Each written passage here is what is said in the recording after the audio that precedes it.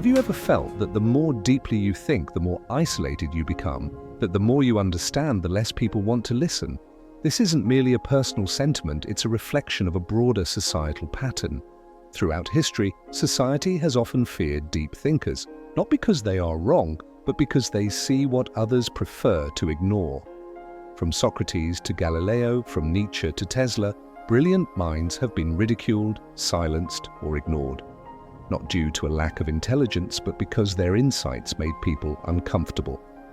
Arthur Schopenhauer, one of the most brutally honest philosophers, believed that intelligence itself was a curse, one that isolates those who see the world too clearly.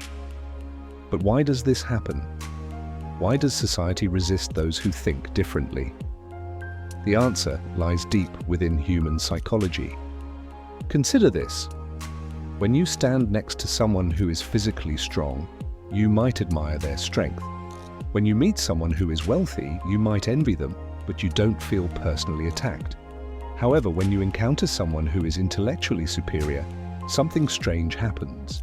Psychologists refer to this as the mirror effect. A deep thinker doesn't just introduce new ideas, they reflect back the limitations of those around them. People often don't forgive that easily. The mere presence of someone who thinks deeply can make others feel inadequate, even if the deep thinker says nothing at all. But why does intelligence, more than any other kind of superiority, provoke such discomfort? To understand this, let's consider how our minds process different forms of superiority. When someone is physically stronger, we might see them as a leader or protector. When someone is wealthier, we might admire their success or aspire to achieve something similar. These qualities, strength, wealth, beauty, are external. We recognize them, but they don't necessarily challenge our core self-perception. Intelligence, however, operates differently. Unlike physical strength or material wealth, intelligence is deeply tied to identity. We define ourselves by our thoughts, our beliefs, our understanding of the world. When we meet someone who thinks on a deeper level, someone who questions what we take for granted, it can feel like a direct attack on our sense of self.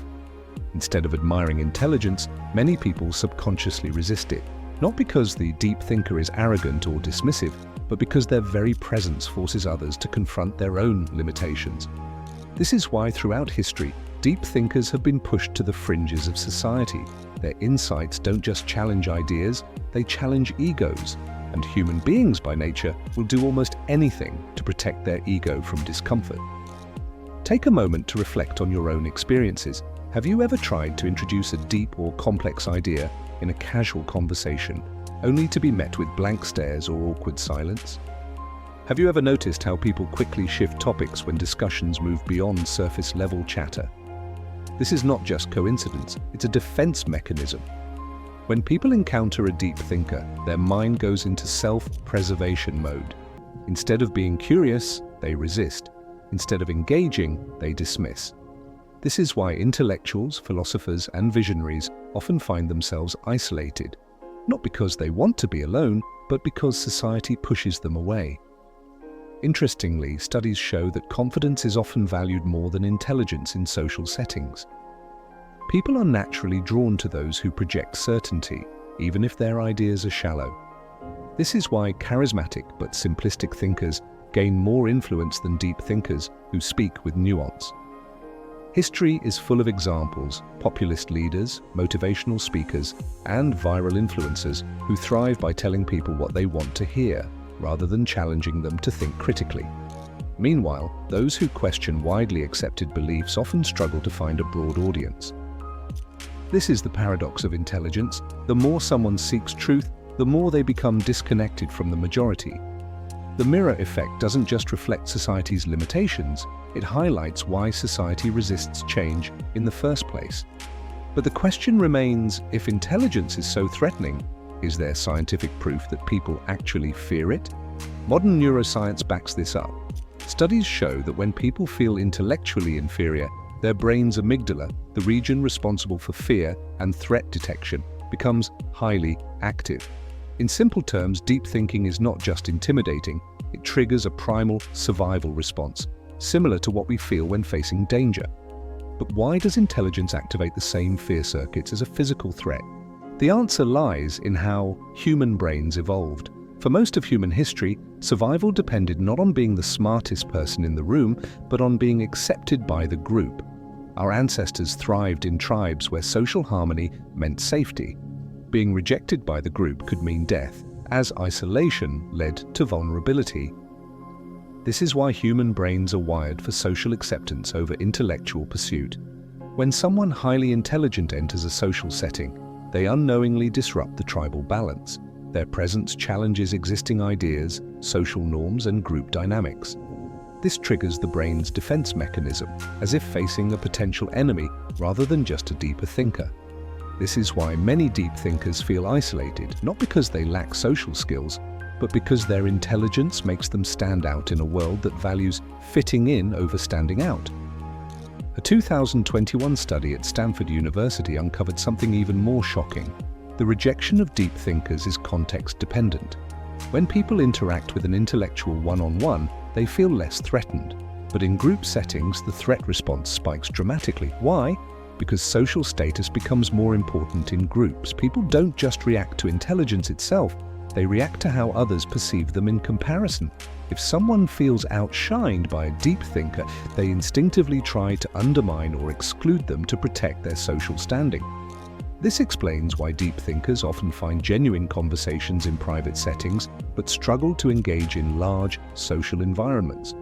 Psychologists have identified several cognitive biases that further explain why intelligence is often met with resistance. The Dunning-Kruger effect. People with low ability often overestimate their intelligence, while highly intelligent people tend to doubt themselves. This creates friction. Those who know little often believe they know more than they do, leading them to dismiss deeper thinkers.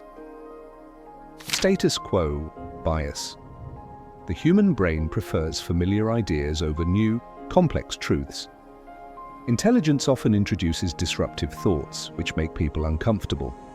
The backfire effect. When people are confronted with information that contradicts their beliefs, they don't change their minds, they double down on their existing views. Deep thinkers often face this reaction when they introduce challenging ideas. In the digital age, social media has amplified this rejection of intelligence. Algorithms prioritize engagement over depth, meaning that controversial, emotionally charged content spreads faster than thoughtful, well-reasoned arguments. Take a look at the most viral content. Simple, catchy, and often misleading sound bites outperform nuanced discussions. The more intellectual someone is, the harder it is for them to compress deep ideas into bite-sized, viral-friendly content. As a result, society increasingly favors entertainment over enlightenment, making it even more challenging for deep thinkers to find widespread acceptance. So what does this mean for deep thinkers? The rejection of intelligence isn't just social, it's biological, psychological, and cultural. It is built into human nature, reinforced by group dynamics and magnified by modern technology. This doesn't mean deep thinkers should stop sharing their ideas, but it does mean that they need to understand the forces working against them. If society resists intelligence, what does it actually embrace? The answer lies in comfort, a world where predictability is preferred over truth. Arthur Schopenhauer believed that intelligence is not a gift but a curse. Unlike other thinkers who saw intelligence as the key to success, Schopenhauer argued that the smarter a person is, the more they will struggle to connect with society. But why? What makes intelligence such a burden? Schopenhauer's philosophy was built on a concept he called the will, a blind, irrational force that drives all human behavior.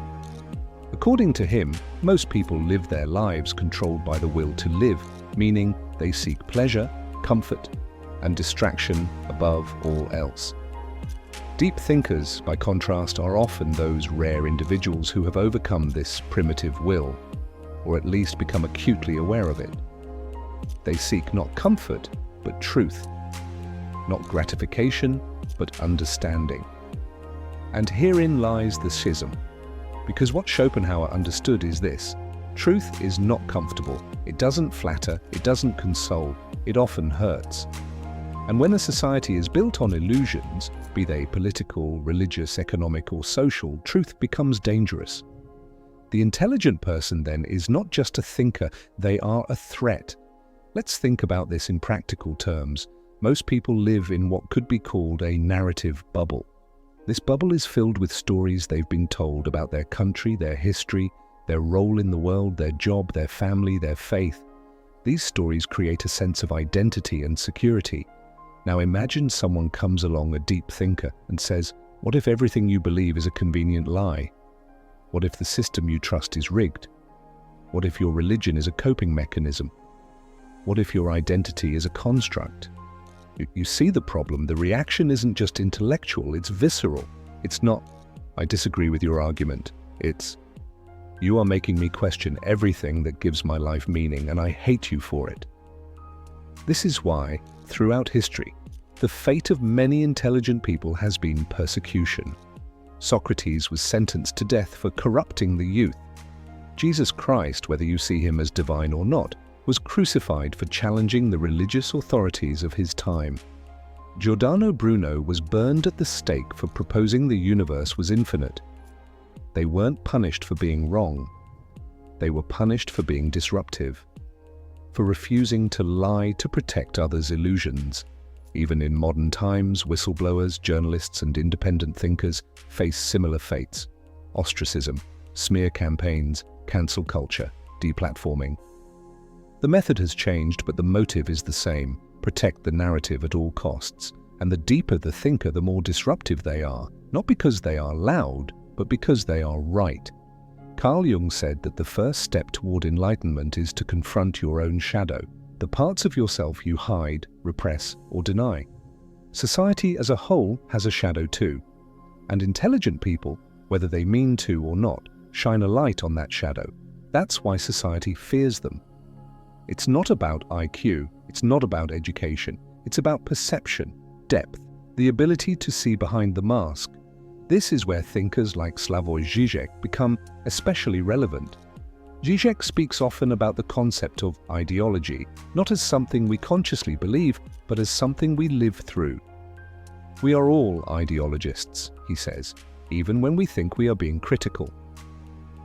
Žižek points out that the truly subversive act is not to fight the system with slogans and protests, because even that can become part of the spectacle. No, the truly dangerous person is the one who exposes the unconscious assumptions behind the system itself. The deep thinker doesn't just question the rules, they question the game. This is what makes them intolerable. They break the fourth wall, they step out of the matrix, then turn around and say, "Hey everyone, none of this is real." And how does the crowd respond? Not with gratitude, but with fury, because most people don't want to wake up. They want to believe the dream is real. They want Neo to take the blue pill. They want the cave, not the sunlight. Plato's allegory of the cave illustrates this perfectly. Prisoners are chained in a cave, watching shadows on the wall, believing them to be reality. One prisoner escapes, sees the world as it truly is, and returns to tell the others. And they kill him. Because truth is a disruption.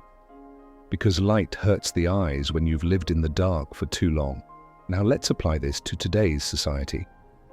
We live in an age where knowledge is more accessible than ever, and yet anti-intellectualism is thriving. Why? Because information overload doesn't equal wisdom. In fact, it often has the opposite effect. When everyone has an opinion, expertise is seen as elitism. When truth is inconvenient, it's labeled as offensive. When logic is weaponized, feelings become a shield. So what happens? The intelligent person, the truth seeker, becomes alienated, misunderstood, even demonized, not because they are wrong, but because they are inconvenient. Alan Watts once said, "Trying to define yourself is like trying to bite your own teeth." Intelligent people understand this paradox. They know the limitations of language, the absurdity of labels, the futility of trying to explain deep truths to shallow minds.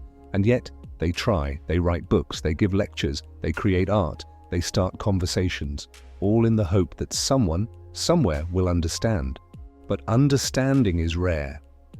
And in its place, they receive resistance, misinterpretation, isolation, so they retreat into solitude, into inner worlds, into the margins of society. But that's where the most important ideas are born, because culture is not shaped by the majority, it is shaped by the few who are willing to think differently despite the cost. And here's the deeper truth. Society doesn't just fear intelligent people. It needs them. Every major advancement, scientific, philosophical, spiritual, has come from someone who refused to accept the status quo, who questioned the narrative, who endured ridicule, exile, or worse. So the next time you feel misunderstood, remember this. The price of deep thinking is isolation, but the reward is clarity. You are not crazy. You are not broken. You are not alone. You are seeing the world more clearly than most are willing to. And yes, it's painful, but it's also powerful, because once you see the truth, you can never unsee it. And that is what makes you dangerous. That is what makes you free. Look around. Everywhere, people move like echoes, repeating words they didn't author, defending ideologies they've never examined, living lives shaped not by authentic desire but by expectation. This is not an accident. This is by design. Beneath the surface of modern life, there exists an invisible architecture, a framework of conformity so deeply embedded most will never recognize it. But the intelligent, those who perceive the subtle vibrations behind appearances, begin to notice the cracks. They see how our schools don't cultivate curiosity but compliance, how work is not fulfillment but subservience dressed in productivity metrics, how politics is not leadership but theater, how media is not information but sedation, and they see something even darker, that people cling to the very systems that imprison them. Why? Because the truth is existentially terrifying. To admit that the world you trusted is an elaborate facade, that your thoughts are not your own, that your life has been steered by forces beyond your control. This is not a revelation, it's an ego death. So the system builds safeguards, not overtly, but psychologically. From a young age, you are taught what to think, not how to think.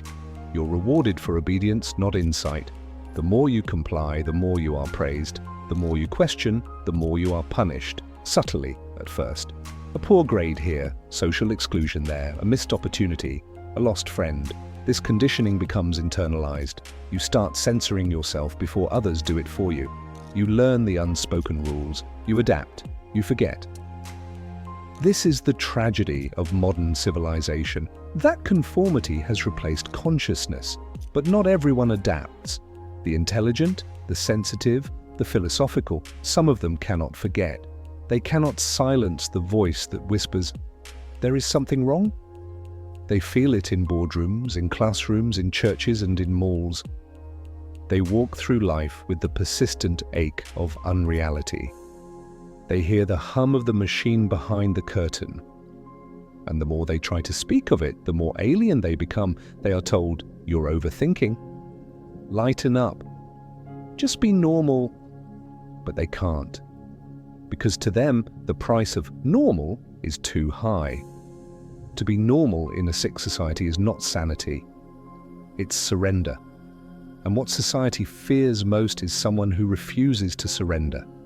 This is where the intelligence that once made you gifted in childhood becomes the very trait that isolates you in adulthood. Because now, your mind won't shut off. You see too much. You feel too deeply. You refuse to nod along when others lie. You won't laugh at the joke that reeks of ignorance. You won't cheer when the mob demands a scapegoat. You won't bow when the institution commands blind faith. You stand apart, and when you stand apart, you threaten the hive. Let us be clear. Intelligence, in its purest form, is not an accumulation of facts. It is the courage to see clearly in a world built on fog. And the fog is thick. It's woven into language, how we're taught to name things, to categorize people, to reduce complexity into binaries, left versus right, believer versus heretic, us versus them. It's coded into status, how we chase titles and money and appearances, not because they bring meaning, but because they validate our place in the social hierarchy. It's baked into relationships where love becomes performance, friendship becomes transaction, and truth becomes too risky to speak. In this fog, intelligence is not a light people welcome, it's a glare they squint against, because once you bring clarity, you bring choice. And once people have a choice, they must confront the truth that they chose this life, that they accepted the lie, that they defended their own chains. This confrontation is intolerable for most, so rather than change, they attack the the one who reminds them. This is why intelligent people are feared, not because they are smarter, but because they are mirrors, and the mirror doesn't lie. It reflects the dissonance, the compromise, the decay. This is why the philosopher is mocked. The dissident is silenced, the artist is censored, the spiritual seeker is ridiculed, because all of them refuse to play the game. All of them whisper the heresy, there is another way to live. But that other way is terrifying to a people addicted to comfort. You see, conformity doesn't feel like a prison when you decorate the cell, when everyone else is inside with you, when the warden smiles and calls it freedom. But the intelligent person sees the bars and they won't pretend otherwise. That is why they are pushed to the margins, because that is where the real work of awakening happens. In the silence, in the solitude, in the sacred rebellion of choosing to see. And here is the paradox. The more awake you are, the more alone you may become. Not because people hate you, but because they fear what you represent. And here is the paradox. The more awake you are, the more alone you may become. Not because people hate you, but because they fear what you represent. You become a living question mark in a world addicted to answers, a walking disruption to the stories others tell themselves to sleep at night. You are not hated for what you say.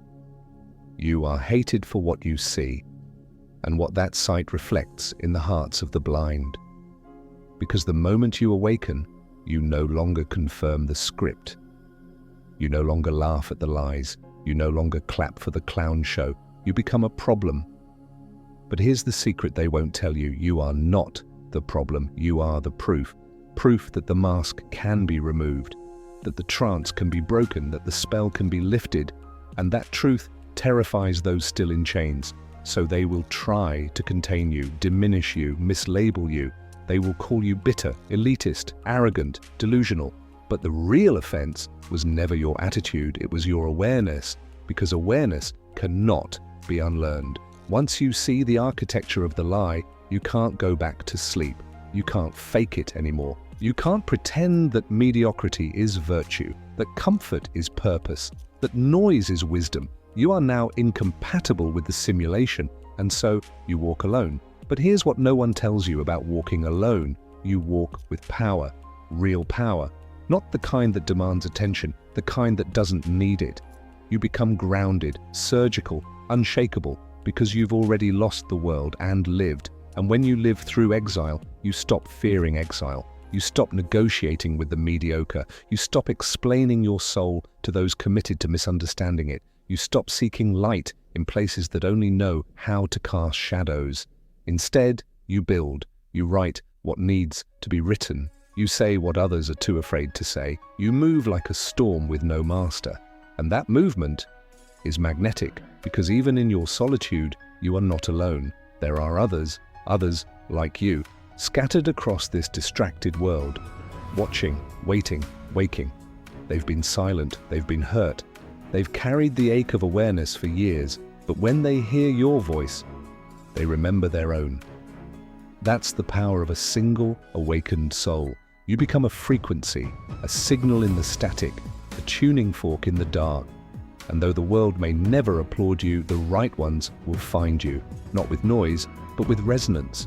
You don't need a crowd, you need alignment, you don't need to be liked, you need to be real. Because when you are real, you don't compete, you don't chase, you call. And those meant to walk with you will feel that call in their bones. That is the new revolution, not a battle cry, but a quiet refusal. A refusal to betray your truth for acceptance, a refusal to shrink for the comfort of cowards, a refusal to sacrifice depth for popularity. It doesn't wear uniforms, it doesn't march in lines, it doesn't scream. It remembers what the world forgot. That you were never here to obey. You were here to embody something sacred, and sacred things are rarely popular. So if you feel alone in your seeing, do not numb it, do not curse it, do not twist yourself to fit into places you were never meant to enter. Honor the fire, let it burn away the noise, let it purify what's real, let it forge the steel of your soul, and walk on past the fake smiles, past the curated lives, past the plastic gods of this plastic world. Walk with clarity, walk with rage if you must, walk with grief in your chest and truth on your tongue. But whatever you do, do not turn back, because the further you go, the clearer the path becomes, and at the end of that path, not applause, not fame, not safety, something better. Freedom, real, brutal, beautiful freedom, the kind that cannot be given, only claimed, the kind that costs everything but gives you back your soul. So let them fear you, let them misunderstand you, let them try to silence what they cannot comprehend, and let your very existence be a rebellion, a soft, dangerous flame against the madness of the crowd, because you are not asleep, you are awake. And in this world, that is the rarest form of power.